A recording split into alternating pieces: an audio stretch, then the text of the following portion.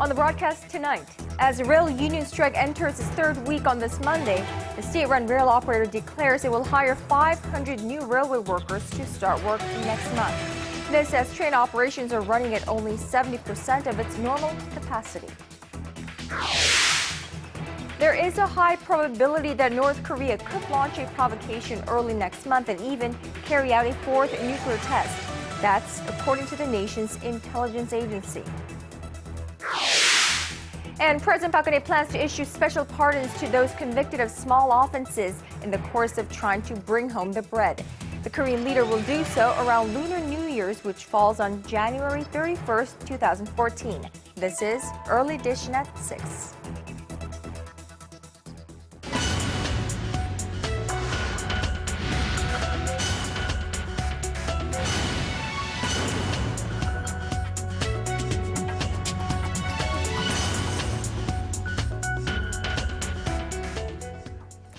It is 3 a.m. in Dallas, 4 p.m. in Bangkok, and 6 on a Monday evening here in Seoul. Welcome to Early Edition at 6. I'm Moon Gun-young. And I'm Daniel Che. Thank you for joining us. Our starting point today, presidential pardon.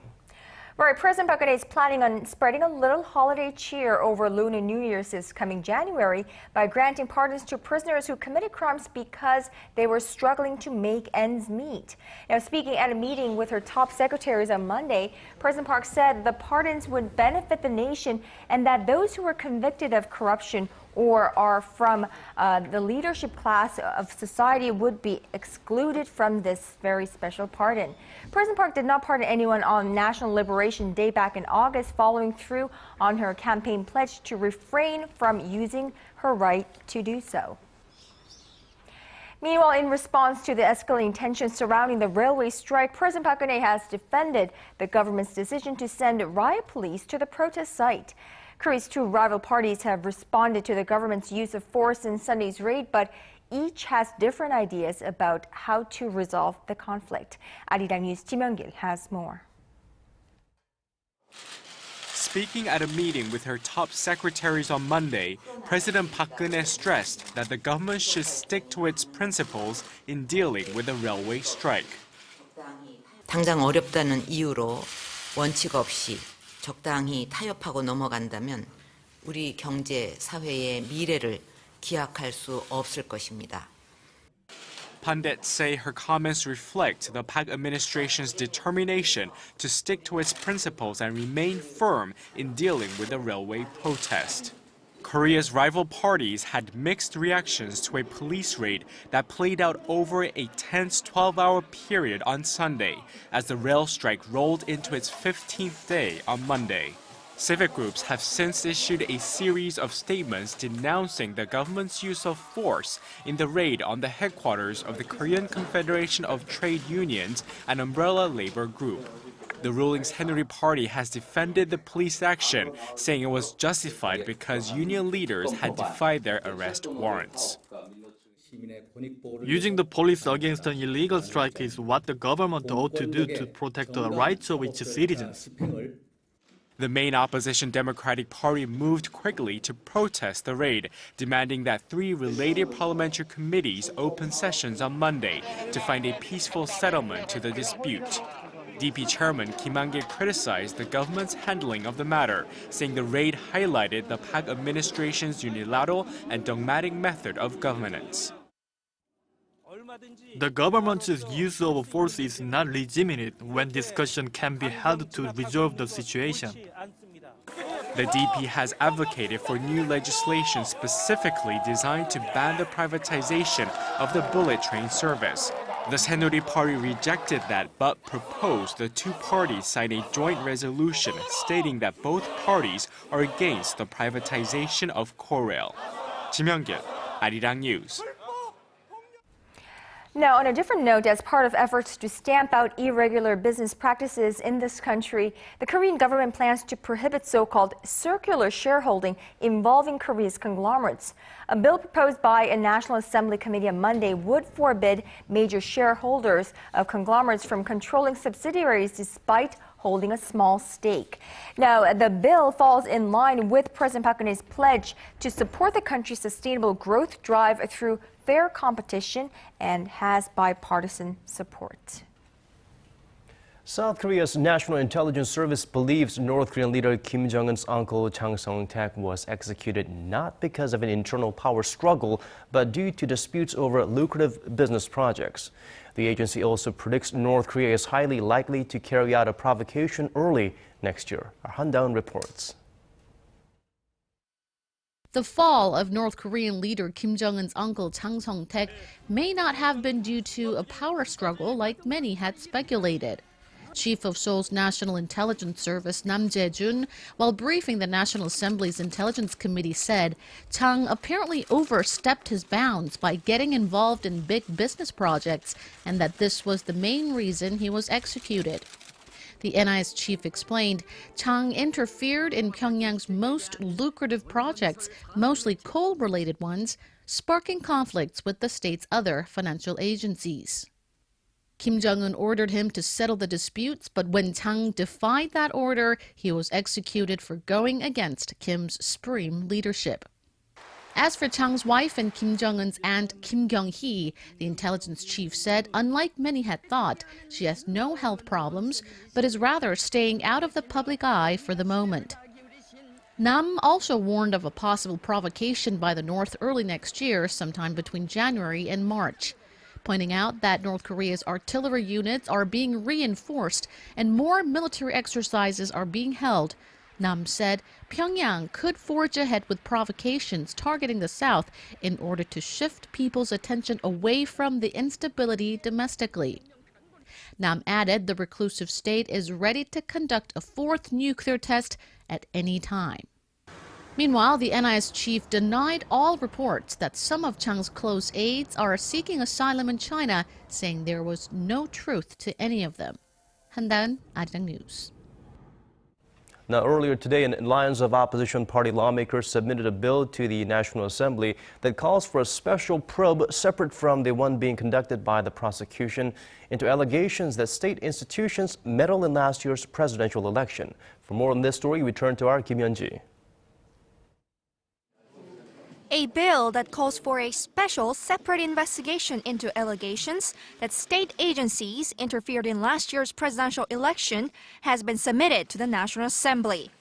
The bill was drafted jointly by the main opposition Democratic Party, the minor opposition Justice Party, and independent lawmaker An Chol-soo.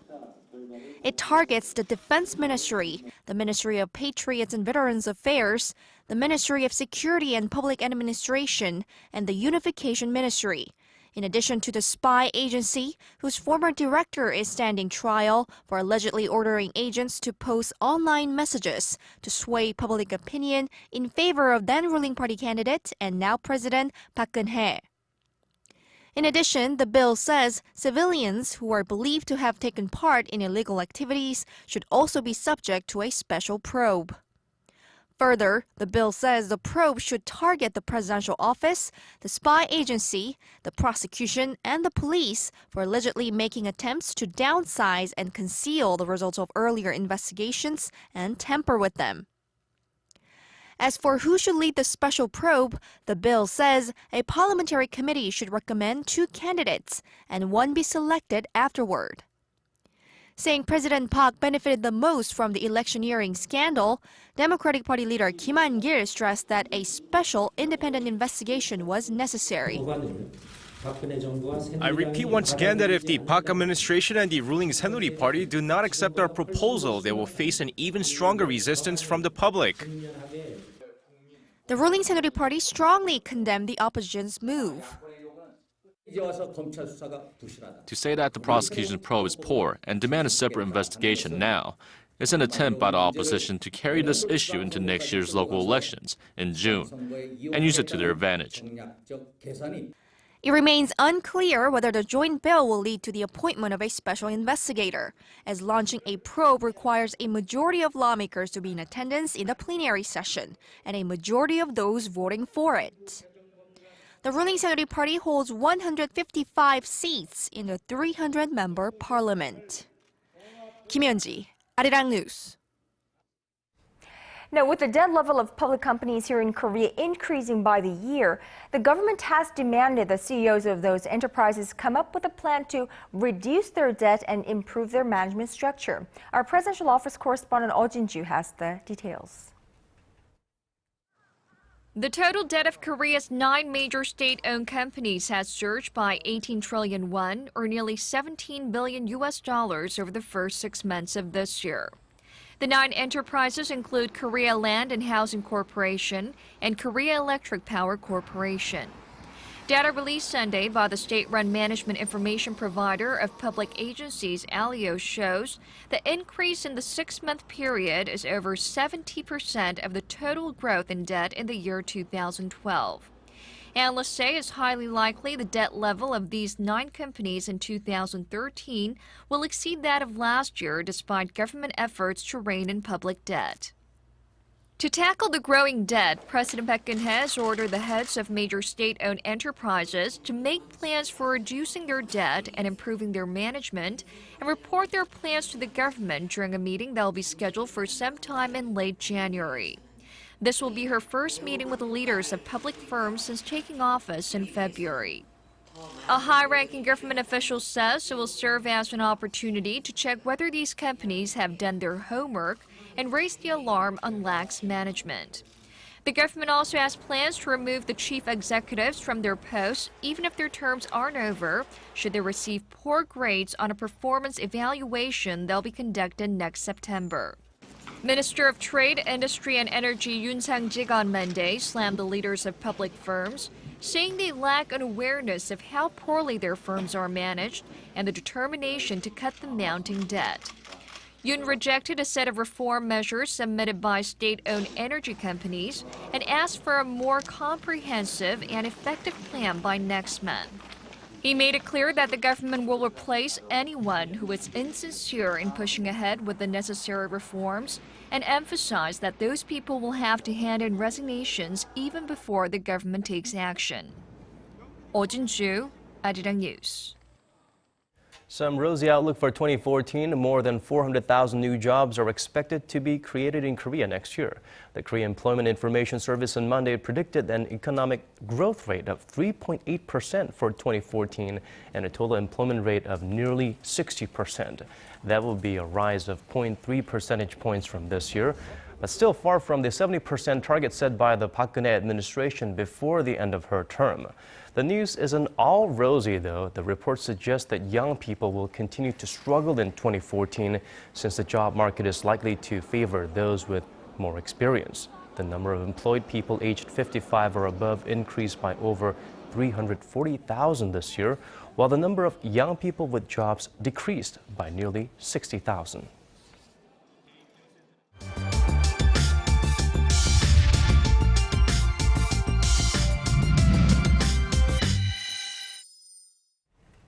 Now, Korea laid out an ambitious roadmap to mold itself into Northeast Asia's financial hub, and this was back in 2003. Now, 10 years later, Seoul's financial industry still lags far behind its Asian neighbors. So what's brought Korea to this point, and what does the new blueprint for the financial sector look like under President Park Geun-hye? For more, our Yoo Ri-an is standing by at the news center. Hello there, Lian. So first, what changes have occurred in the financial sector over the past decade? Good evening. Well, a decade ago, under President Roh Moo-hyun, Seoul was striving to become a financial hub, and under successor President Lee Myung-bak to become a central player in the global financial market. But when we take a look at what has happened in the financial sector in the past 10 years, it turns out what we have had is a lot of talk and very little action. It'd be more accurate to say we've actually moved further away from achieving those goals. Take a look. While Korea is home to manufacturing giants like Samsung, Hyundai, and LG, Korea's financial sector had lagged far behind, despite government efforts to make Seoul a Northeast Asian financial capital on par with Hong Kong and Singapore. The Seoul International Finance Center was built with an aim to attract multinational financial companies. But after a year since its opening, Seoul's tallest and glossiest buildings now stand as a stark symbol of the country's failure to become a financial capital. The center, located in the heart of a bustling financial district in Yeouido, was a $1.4 billion project. But today, only one of the three buildings is fully occupied. The second building is at about half capacity, and the third completely empty. Simply put, Korea is not an attractive place to invest. The market is small and the competition among domestic financial companies is already so fierce that there's not much profit to gain from Korea. Given the low prospects for growth, even foreign banks already in Korea have little incentive to try and expand any longer. In the past 10 years, the number of branches and offices of foreign financial companies has shrunk from 79 to 62, a 20% drop. And this year, HSBC announced it is exiting from its retail banking business in Korea, and Standard Chartered Bank said it would cut the number of its branches by a quarter. So, Leah, Korea doesn't appear to be an attractive option for foreign financial firms, to say the least. That's where we stand. But what about domestic financial firms? I mean, how have they fared? Well, first of all, it's important to note that Korea's financial sector was initially molded to support the manufacturing industry during the country's industrialization in the 1970s and 80s, instead of as a growth engine in and of itself. So it's not surprising the sector is falling far behind the manufacturing sector these days.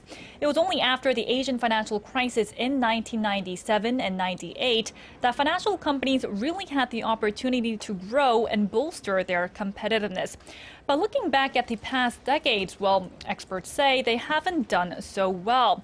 They've only competed in traditional lending transactions and were focused more on short-term profits than diversifying their business portfolios. Now, as a result, Korea's financial competitiveness has actually taken a step back from 10 years ago. To give you a bit more insight, take a look at the graph on the screen right now, which shows Korea's Financial Development Index by the World Economic Forum. Korea used to be ranked 23rd back in 2003, but fell to 81st this year. Okay, thank you for that painful reality check, Leanne. So the past 10 years have been disappointing, but one can hope that the industry has learned from its past failures. So what's ahead for the financial industry? Well, under President Park Geun-hye, we are seeing a bit of a change in direction. As I said earlier, the objective used to be trying to make Seoul a global financial hub. The focus of the current administration is on helping domestic financial firms go overseas and compete in the global market. This, according to a blueprint unveiled by the Financial Services Commission last month. And experts say this is a belated but welcome move. Take a look. Korean financial companies have no choice but to go abroad, given that the domestic market is saturated. It's important that these companies realize that they need to set out long-term goals, invest in human capital, and build up a foreign network.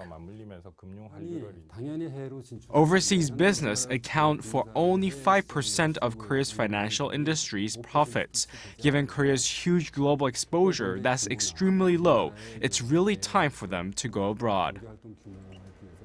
Now, they add that what's more important is not really government policies, but in how local financial firms approach their business dealings. They have to break away from their tendency of seeking short-term profits, especially when going abroad. Now, to really compete in the global market, experts say these companies should be ready to commit themselves to improving their overseas operations for the next 10 to 20 years. All right, we definitely look forward to that. That was our UDN reporting on Korea's financial industry and its attempts to become a global financial capital.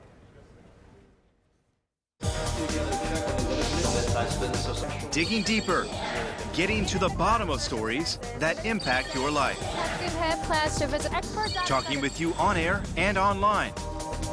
Connecting you with heroes and experts to help you understand the world's most pressing issues. News and current affairs at its best, with Moon Gun-young and Daniel Che on Early Edition at 6. Now, shifting gears to the economy, Korean import prices rose by. The International Monetary Fund is optimistic that the U.S. economy will expand at a faster rate in the coming year. Well, its managing director, Christine Lagarde, in an interview with NBC's Meet the Press on Sunday, said that the U.S. economy is projected to expand 2.6% in 2014 after growing 1 percentage point less this year. Well, Lagarde also said her outlook for the U.S. gross domestic product is positive, following the Federal Reserve's decision last week to start scaling back its monetary stimulus in January. She added she was also encouraged by the recent drop in the U.S. unemployment rate. Over to Thailand, where weeks of protests aimed at booting Prime Minister Yingluck Shinawatra out of power continue. The Prime Minister had hoped that calling early elections for February would quell the unrest, but tensions spilled over again on Sunday and Monday. Connie Kim has the details. Despite protesters' efforts to block candidates from registering for the upcoming February elections in Thailand, political parties began doing just that on Monday. Representatives for some of Thailand's political parties started arriving at Thai-Japanese Stadium at 3 a.m. local time. 9 parties were able to register there, while 25 others signed up at a nearby police station. While potential candidates were gearing up for an election in February, protesters remained steadfast in their opposition. On Sunday, tens of thousands of people took to the streets of Bangkok, warning the government not to proceed with preparations. CNN reports that as many as 150,000 people showed up for Sunday's protests throughout Bangkok, including outside of Prime Minister Yingluck Shinawatra's house. Protest leader Suthep Thaksubon warned the government and election commission that reforms must first take place prior to the elections. The protest leaders said they will continue to rally if Prime Minister Yingluck remains in power. They argue that the Yingluck government is corrupt and is controlled by Yingluck's brother Thaksin Shinawatra, the nation's former leader who was overthrown in a military coup in 2006. Connie Kim, Arirang News. Homegrown sports stars continue to put proud smiles on Koreans' faces. Now, one more person coming in is Chu Shin-soo, a sports superstar, baseball star that is, who just became the highest-paid Asian player in the history of the major leagues. The 31-year-old slugger reached agreement on a 7-year, $130 million contract with the Texas Rangers. This mega deal eclipses the previous record held by the New York Yankees' Japanese outfielder Suzuki Ichiro. Chu's deal is also the 6th richest contract for an outfielder in Major League history. He projects to hit leadoff for an already loaded Rangers lineup. He will officially join the team pending a physical examination in the next few days.